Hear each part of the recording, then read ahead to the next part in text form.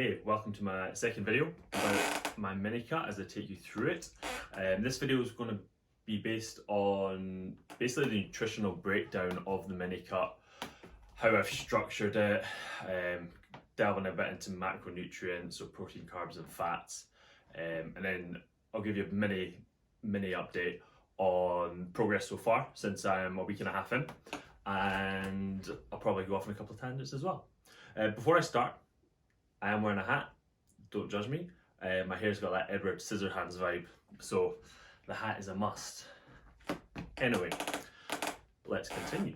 So, as we saw in the last video, my calories, sorry squeaky floor, my calories are sitting at 2,200.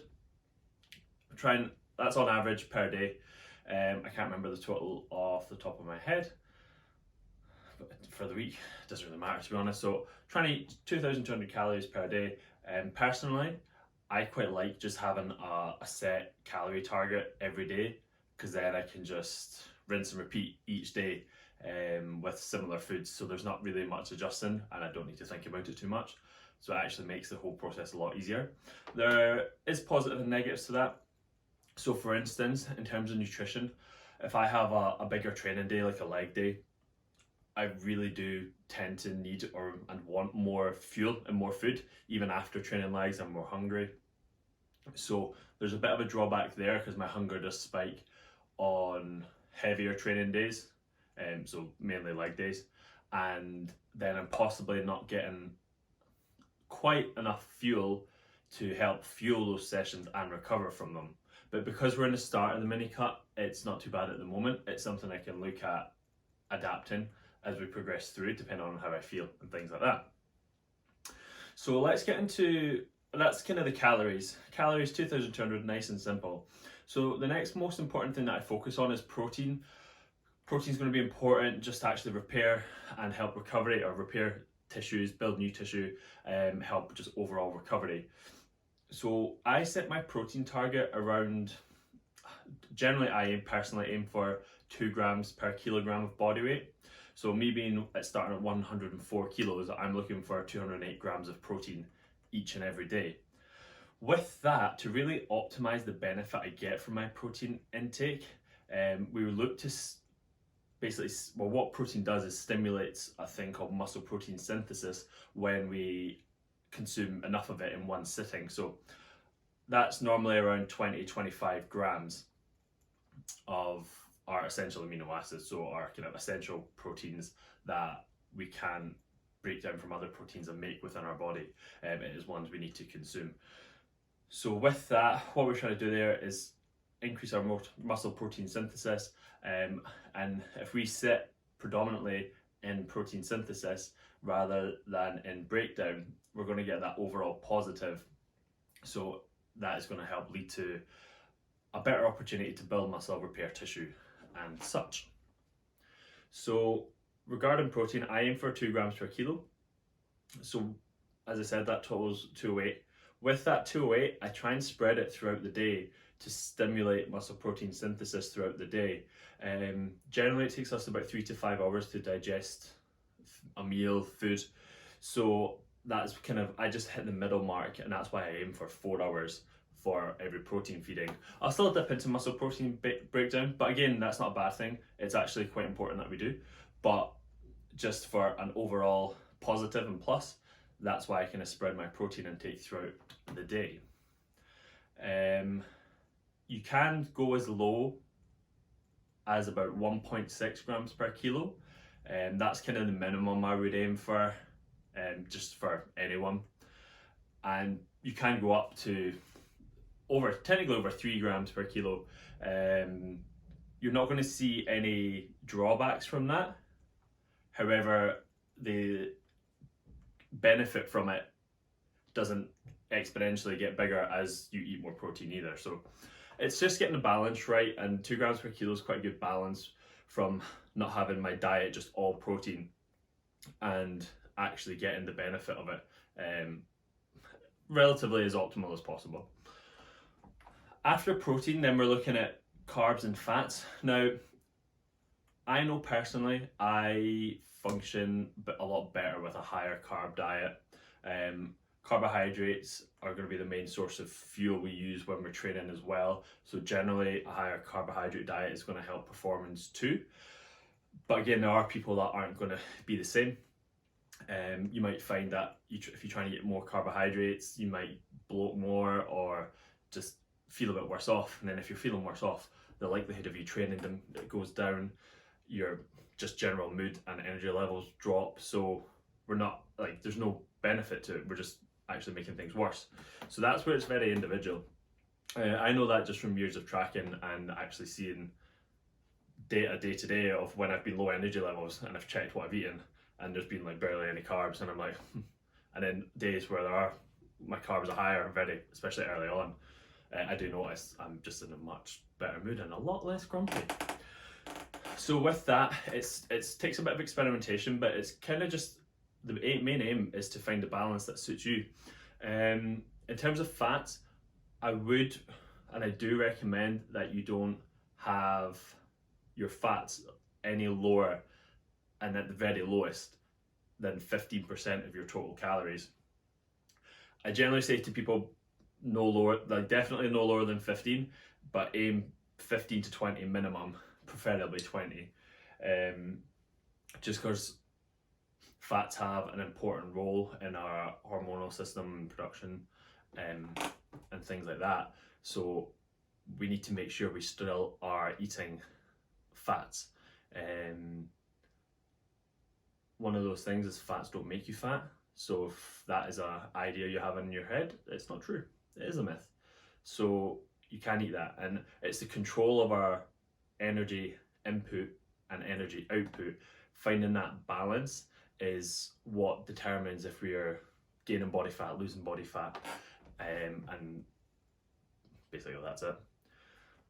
So that's how I've kind of structured my calories and then my macronutrients. I've obviously not got values for carbohydrates and fats because they generally change daily, but I tend to stay higher carb, and as I said, have that minimum of fats. So if I have whatever percentage it works out as for my protein intake, say 25%, then another 20% for fats, the remaining percentage of food can just be carbohydrate.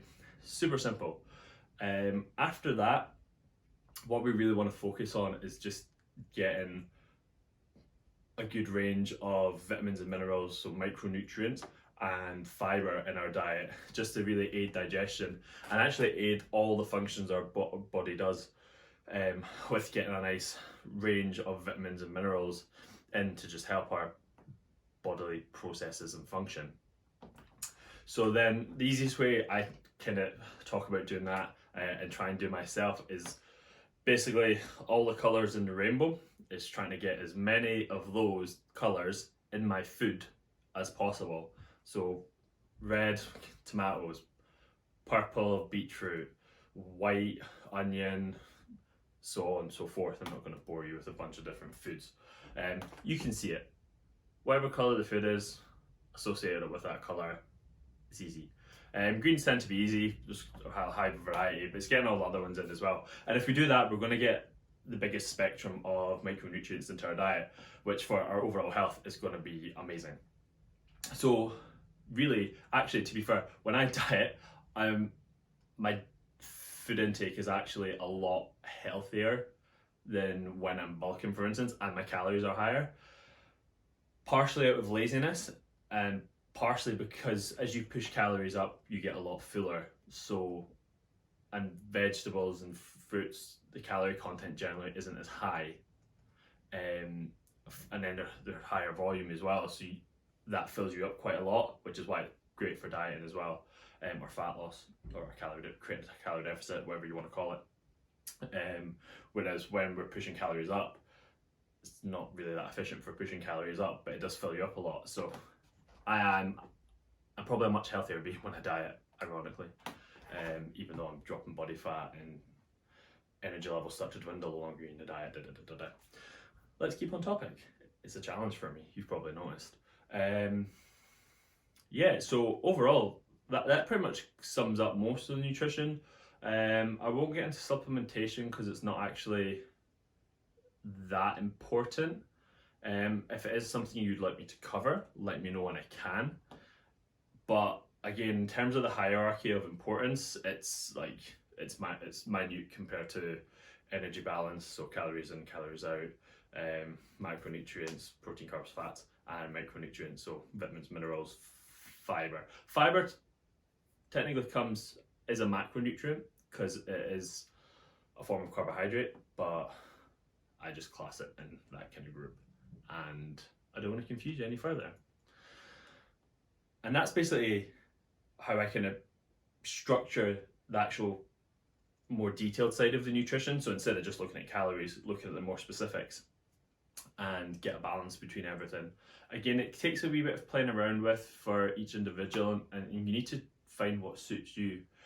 I've throughout the first week and a half, I've been eating Kit Kats every day. I've had a Kit Kat chunky yesterday. I've had ice creams, but again, I've picked lower calorie options so I can still eat them and fit them into my overall nutrition, because that's what helps keep me on track. And the easiest way to really stick to a deficit and a fat loss phase or diet is to make it as enjoyable as possible. So I don't really limit foods, but I just work them into my total calorie count for the day. So nothing's technically off limits, but it's just managing my intake, especially versus my output, which, getting into kind of the progress I've made in the past week and a half, I'm down 2 kilos, weighing at started at 104.2, and I think I weighed in at 101.4 yesterday and 101.8 today. So I'm just, seems like it might stagnate a wee bit, but I normally hold and then drop and then hold and then drop. Again, that's just from experience, I know that. So with that, completely lost what I was saying. Sorry. Yes, progress. So basically lost just over 2 kilos in a week and a half. And relating that back to energy output, I've actually, the first week, I won't go away too much because I'm going to do a proper in-depth update as my next video. So I didn't do my 5 training sessions. I overate slightly a few days, in terms of I was just over my calories a few days. I didn't make a point of going out and walking, although I did play 1 round of golf, so I think I got my 10k steps on that day. Every other day, steps were minimal, and I'd done no cardio. So it sounds great, which it is, because I'm losing without tweaking any of those variables, and it gives me a lot of tools to work with later as fat loss starts to stall. What we talk about, it's really good because I've not had to do that much, let's be honest, and everyone would like that. Unfortunately, it's not as easy for everyone. Not that it's easy for me, to be fair, but I'm just really determined in things I do, so it makes it a lot easier. So those are a bunch of variables I can still adapt and change as fat loss slows down. But yeah, just to give you a mini update, that's kind of what I've been doing. So not that much. This week I'm on track to train all 5 days, plus play golf. And how have my steps been? Steps have still been quite similar. I've not wanted to change them too much, just because I kind of want to see what happens without actively increasing my steps. Because again, if I can leave that to later in this kind of mini cut, it's going to just aid me in making more progress further down the line, because I'm not throwing the kitchen sink and everything into this mini cut at once. I'm leaving things in reserve, and then we can utilize them at a later date. So yeah, that's nutrition or nutritional breakdown for me, and a few general kind of thoughts and rules. That is a small update for me. Next video will be squeaky floor. Next video will be a bigger update. I'll use my check-in sheet so you can kind of see like what my client's filling, but I use it as well just because it tracks a lot of data and it's good to see everything in front of you. So I'll show you that fully filled in. I'll talk you through, basically just talk you through the whole thing. Different correlations we're maybe seeing, things I can maybe look to adapt and change, and then just give you a proper update on progress, show you weigh-ins. I'll have progress photos to show you as well. And yeah, we'll do that. It'll be a fun one. That is all from me. Have a good evening.